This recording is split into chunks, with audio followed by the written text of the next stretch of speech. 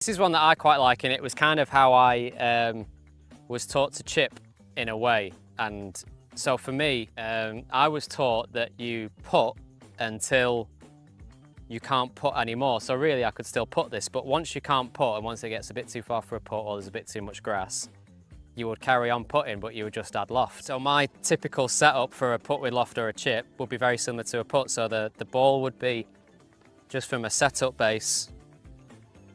Ball would be sort of somewhere in between the middle of my stance and my left heel.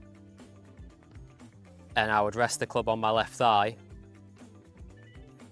And then the rest of it then would be, I wouldn't add wrists into it or anything because I wouldn't add wrists with my putting stroke really, unless it got really long. So here I've picked a lob wedge, a pitching wedge and an 8-iron.